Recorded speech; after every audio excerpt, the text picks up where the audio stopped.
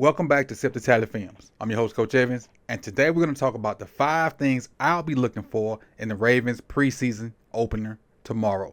The opener tomorrow is versus the Indianapolis Colts, and I have 5 things that I'm going to be honing in on to see how they're going to help contribute or eventually maybe even start down the line. Now, starting may be a stretch, but you never know what will happen in the NFL season because it's a marathon, not a sprint. So buckle up, strap in, lock in, and on 2, ready, break.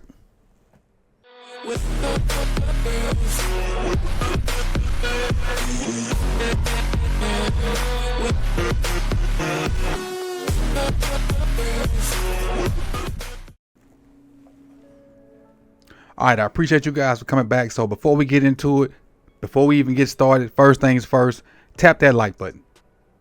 Costs you nothing, helps the channel out tremendously. We're approaching 11K. When I first started recording this, we were 2 away from 11K. So by the time this comes out, maybe we're at it. So hashtag 11K in the comment section if you're here so far. Now, the first battle I'll be looking for is the 6th and 7th offensive lineman. Now, we pretty much know who the starting 5 is. The starting 5 is probably going to be Ronnie at left tackle, Voorhees at left guard, Linderbaum at center.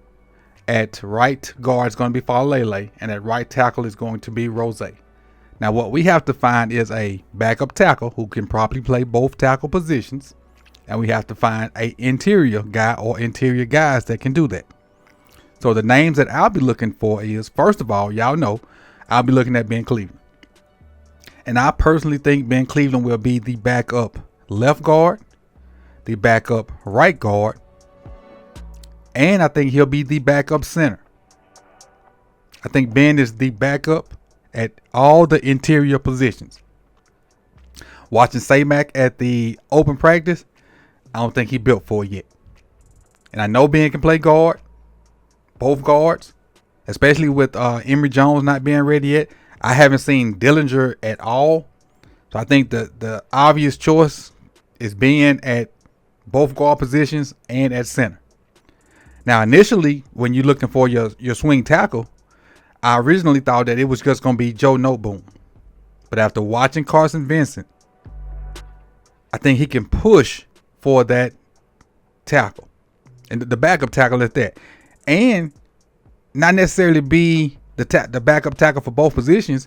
He can maybe just be a backup to Ronnie, and Noteboom could be a backup for Rose. Because I don't think Carson Vincent's ready. But I was impressed with what I saw at the open practice, and this preseason game is really going to show like what he can do versus other non-Ravens. Like I said, we didn't get a chance to see very much of the open practice, not the open practice, the practice with the Colts, but that was mostly starters anyway. This is Carson Vincent's chance to say, hey, I can play on this level of football. So we'll get a chance to see.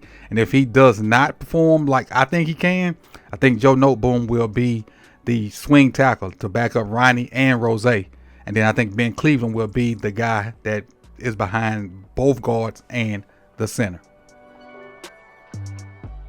All right, the next battle I'll be looking at is the 3rd or potentially maybe the 2nd linebacker. But I'm going to say 3rd just for the sake of this video. I'm going to leave Trent Simpson alone for the time being. But the 3rd linebacker, and that's between Teddy Buchanan, who's a rookie out of Cal, Jake Handman Hummel, who's a 4th-year player out of Iowa State, Chandler Martin, who's a UDFA out of Memphis, and Jay Higgins, who's also a UDFA out of Iowa. Now, Teddy Buchanan was drafted, I forget what round, but has came in and was very explosive in the combine. Looked really good on tape, and I think he has the upper hand on all 3 of these guys. I think he's really pushing Trenton for that number 2 spot. But I think Trenton has the upper hand because he's been here, knows the system a little more, and it's really going to take a lot for them to just pull Trent out. But I think them drafting Teddy really lit a fire on the Trent to go and be his best version of himself, and I think he's really turning into that. But also battling with him is Jake Hummel, a guy who they signed, who I think they thought would be the guy to push Trenton. I haven't really seen it out of Jake Hummel.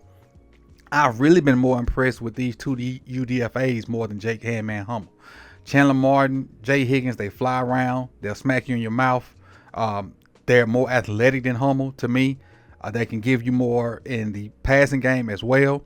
And even though I think the competition is between Buchanan, Hummel, Martin, and Higgins, I don't think Hummel even makes it. I think we go with Buchanan and then these two UDFAs, and Hummel gets cut on cut day. I do. Because I think those UDFAs give you more special teams upside than Jake Hummel.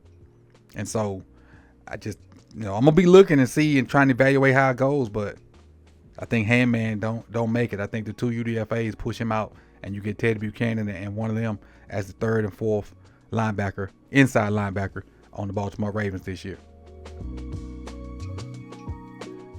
All right, the next one I'll be tapping in to see is who's going to be the backup defensive tackles behind Big Zah, Travis Jones, and Matabike. Now, we signed John Jenkins, a 13-year veteran who played a boatload of snaps for the Raiders last year and had a fairly decent year. We just re-upped on Brent Urban. We drafted Aeneas Peoples in the late round. Also got Jason Jones, who during the open practice at the stadium was abusing Nick Samac, but that's Nick Samac. So who's going to show up and provide us some quality depth behind Matabike and Travis Jones when they go out? Because we saw in the past, and I'll forget about Broderick, but I didn't want to mention Broderick in this too, because Broderick is kind of a starter with Travis and Matabike. So don't think I forgot about Broderick Washington. I don't really consider him a backup because he's really technically a starter with those guys in our 3-4 system. So, but behind those guys, John Jenkins, Jason Jones, Aeneas Peoples, Brent Urban. A lot of people did not like the signing of John Jenkins because, him being so old. But John Jenkins played some good football on a lot of snaps last year, and he won't have to play that many snaps this year. And I still think he can give you some good value. The push I saw from Jason Jones, if he can do that against not Samac, I'm going to be impressed. I like the hand fighting, the activity that Fubb gives you on pass rush downs.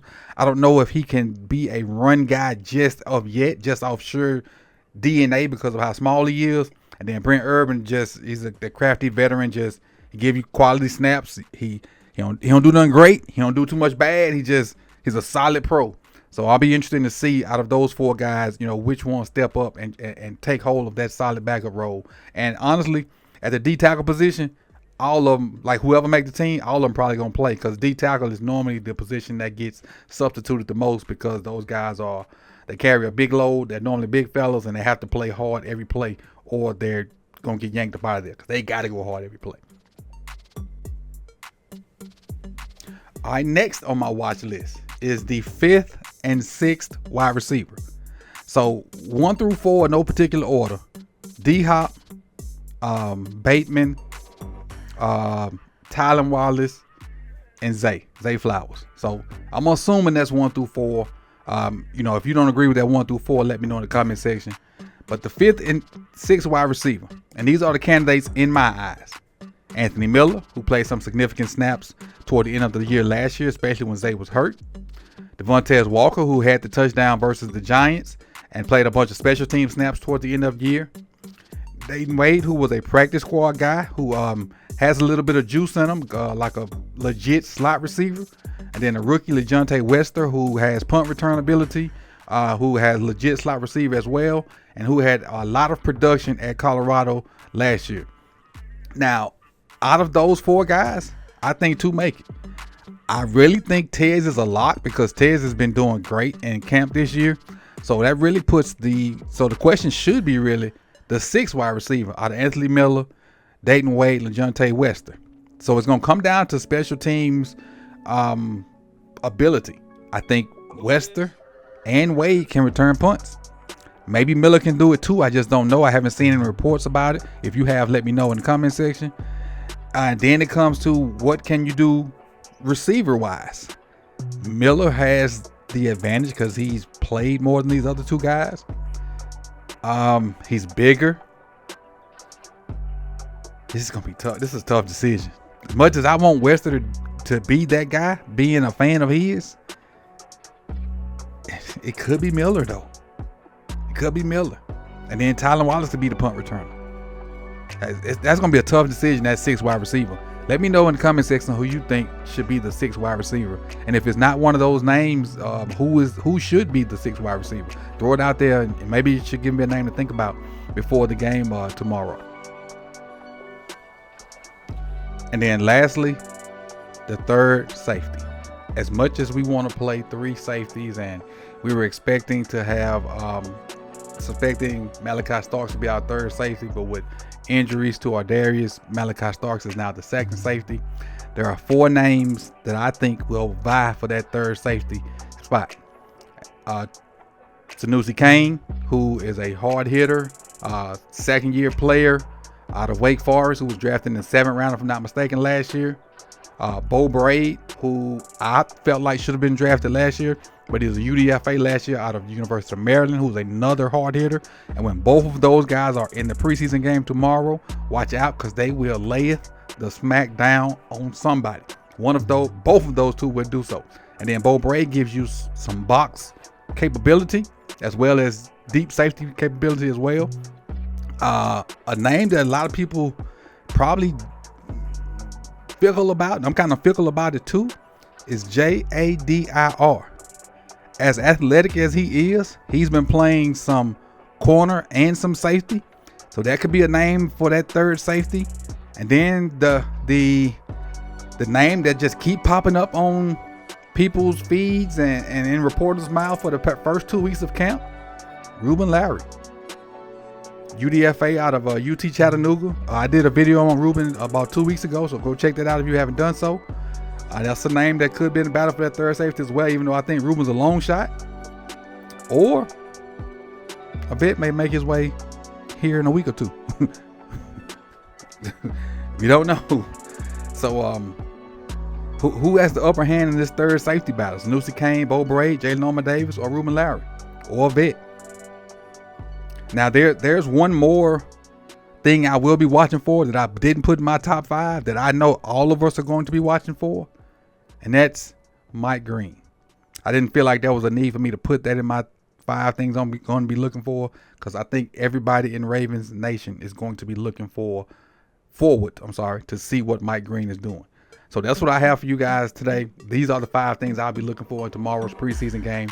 Make sure you come back, watch the game with me, see what my thoughts are while the game is going on, because we'll have the watch party going strong tomorrow. I appreciate y'all. Y'all could have been anywhere in the world, but y'all chose to be here with me. Like the video. Subscribe if you've not done so. Hit that bell so you can be notified when the rest of this content drops. And I'll see you guys tomorrow for the watch party. Peace and love. Tell somebody you love them. I'm out.